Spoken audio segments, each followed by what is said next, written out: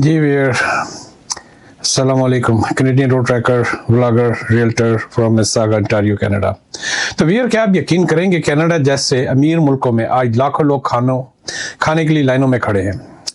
और अब सूरत हाल ये हो गई है, कुछ फूड बैंक्स ने लोगों को कहा है कि आप महीने में सिर्फ एक बार खाना ले सकते हैं। तो वीर, होता क्या है कि यहाँ पर लो इनकम लोगों के लिए फूड बैंक की तरफ से खाना मिलता है। खाने से मेरा ड्राई खाना होता है, ऐसा नहीं कि कोई पका पकाया खाना होता है। वो ऐसा होता है कि केन फूड होते हैं, चावल है जिस तरह, या आटा है, इस तरह की कोई चीज़ जो होती है ना, किसी भी ग्रोसरी स्टोर पे चले जाए, एक बड़ा सा बिन रखा होता है, तो लोग जो है ना वहीं से खरीद के उसमें डालते जाते हैं। तो ये तो इस तरह के जो फूड, और ये सारा खाना जो है ना उन फूड बैंक्स में चला जाता है। तो ये क्यों हो रहा है? क्या वजह है कि फूड बैंक्स में अब महीने में, अच्छा पहले होता क्या था कि महीने में 2 दफ़ा आप जाएं और जाके अपने हिसाब से खाना जो भी आपको ज़रूरत है, कि एक पास्ता का केन ले लिया, एक आपने चीनी का बैग ले लिया, एक आपने चावल ले लिया, या वरेवर ड्राई फूड मोस्टली जो ख़राब नहीं होता, तो उन शेल्फों पर रखा होता है, लोग जाते हैं और जाके वहाँ से ले लेते हैं।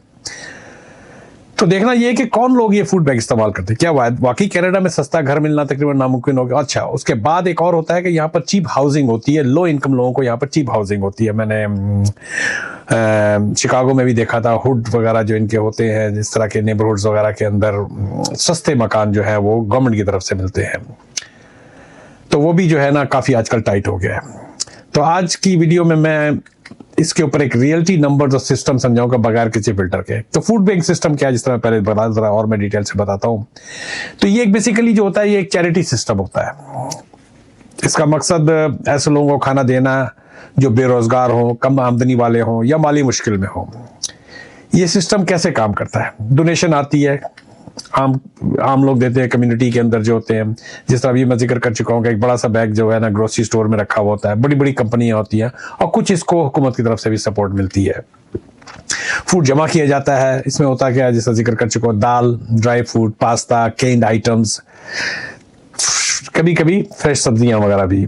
फिर तकसीम होता है हफ्तावार या महीने में 1 या 2 बार। हर फैमिली को लिमिटेड अमाउंट मिलता है ताकि उसका बस गुजारा हो सके।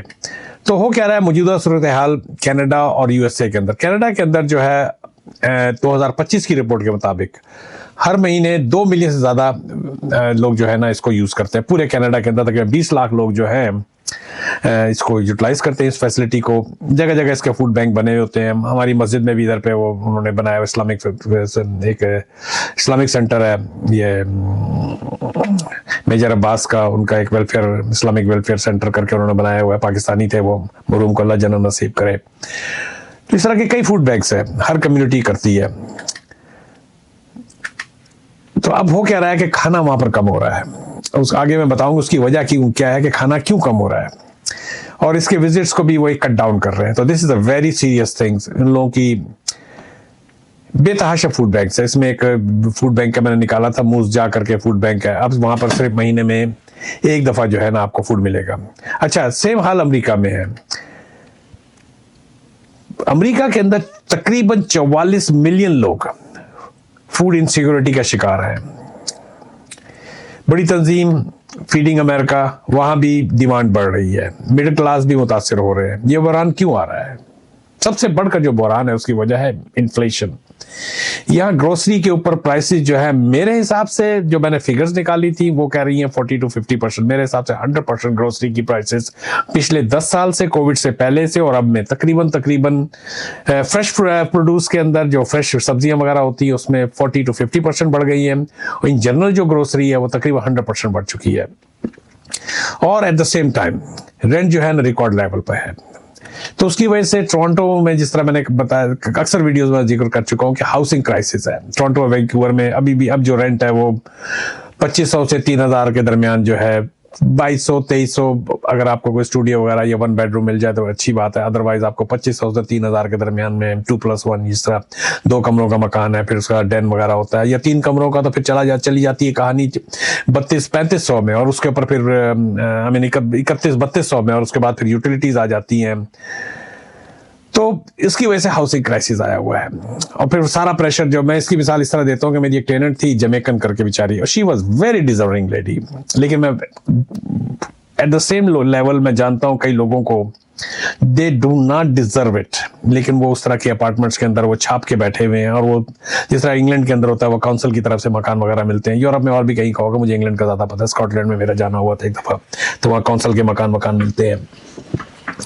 इसकी बड़ी वजह क्या है कि इनकम जो है ना उतनी नहीं बढ़ रही है जितनी महंगाई बढ़ रही है। वेजेस बहुत स्लो तरीके से बढ़ रही है। सैलरी बहुत बढ़ तो रही है, इस वक्त तकरीबन 18 के करीब मिनिमम वेज जो है ऑलमोस्ट 18 के करीब है। मेरे पास इस वक्त एग्जैक्ट फिगर नहीं है, अभी रिसेंटली आई थी। तो वेजेस उस तरह नहीं बढ़ रही हैं। और महंगाई अब जो रिसेंट हुआ है, अभी गैस जो है, मैंने फर्स्ट टाइम अपनी लाइफ के अंदर नॉर्थ अमेरिका में मैंने $80 में अपना टैंक भरवाया। जो मेरा नॉर्मली टैंक जो था 60-65 में, $60 में, $65 में भर जाता था। डॉलर 79.9 आज शाम में मैंने देखी थी, वो $69 के ऊपर आ गया। तो एक तो सबसे बड़ी वजह ये है। उसके अलावा एट द सेम टाइम पीछे जो एक जस्टिन ट्रूडो ने एक आपका फ्लड गेट खोला था इमिग्रेशन का, बेतहाशा के जी 5 लाख इस साल आएंगे, 5.5 लाख इस साल आएंगे। अब इन्होंने काफी हद तक कट डाउन किया है, लेकिन वो एक पॉपुलेशन ग्रोथ हो चुकी है। पॉपुलेशन उसी हिसाब से जॉब्स नहीं बढ़ी, हाउसिंग पर प्रेशर आया, तो इवेंचुअली लोग जो है ना फिर ये फूड बैंक इस्तेमाल करना शुरू करते, फूड बैंक की तरफ जाते हैं।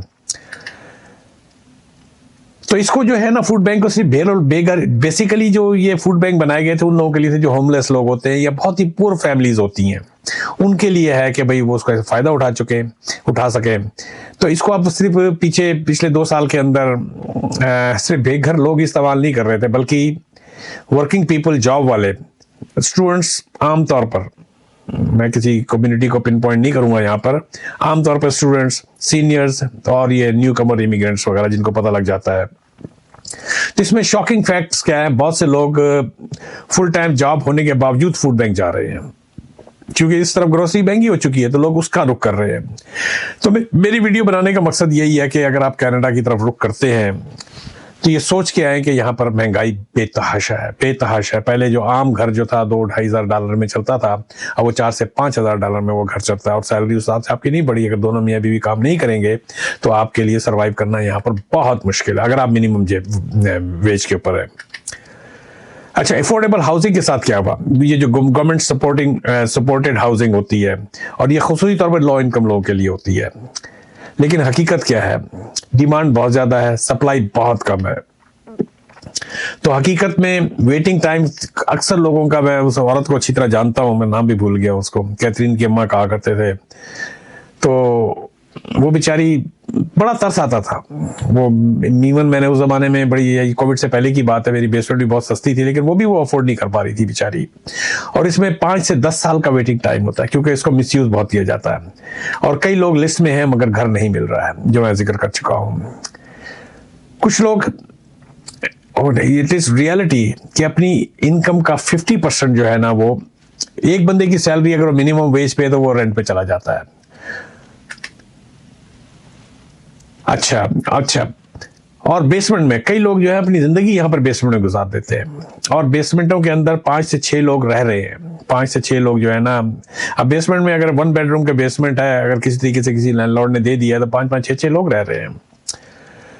और कुछ लोग यहाँ पर जॉब्स के लिए अभी भी बहुत स्ट्रगल। एक दफा अगर आपकी हाथ से जॉब निकल जाती है, पहले लोग हाफ एंड हाफ ऑफ करते थे जॉबें इधर से उधर से, लेकिन अब जो जहां बैठा हुआ वो टिक के वहां पर बैठा हुआ है, क्योंकि आगे लोगों को जॉबें नहीं मिल रही हैं। तो इसके ऊपर जो माहिरीन के मुताबिक बकौल के जी, इनको गवर्नमेंट को चाहिए कि हाउसिंग सप्लाई बढ़ाए, वेजेस बढ़ाए और इन्फ्लेशन रेट को कंट्रोल करे, जो बहुत ही ज़्यादा अनकंट्रोलेबल हो चुका है, और सोशल सपोर्ट को यहाँ पर बेहतर करनी चाहिए। तो बॉटम लाइन क्या है? बॉटम लाइन ये है दोस्तों, ये सिर्फ पॉवर्टी, मिडिल क्लास की पॉवर्टी का मसला नहीं है, बल्कि एक क्राइसिस बन चुका है।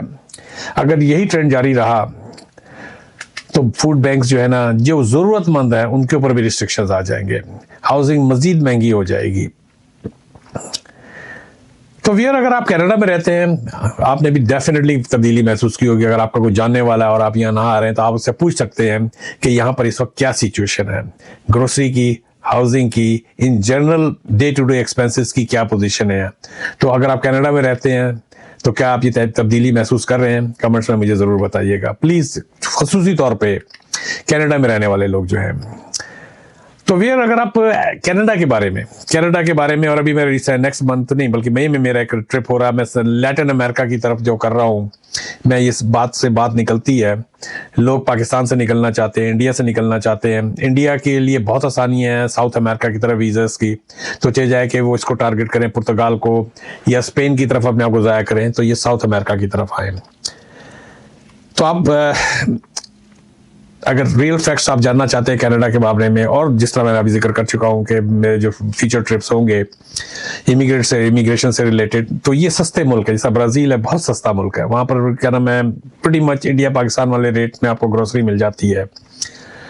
तो मेरे चैनल को सब्सक्राइब करें अगर इस किस्म के फैक्ट्स आपको चाहिए। मैं एक सीरीज ऑफ वीडियोस बनाने जा रहा हूँ, आज मेरा इरादा है इस वीडियो के बाद पेरू के ऊपर, फिर पैराग्वे है, फिर कोस्टारिका है, फिर पनामा है, बेलीज है, बोलिविया है, और नीचे अर्जेंटाइन है, चिली है, तो उनके ऊपर सबके ऊपर अभी एक मैंने ब्राज़ील की वीडियो बनाई थी, काफ़ी लोगों को पसंद आई थी।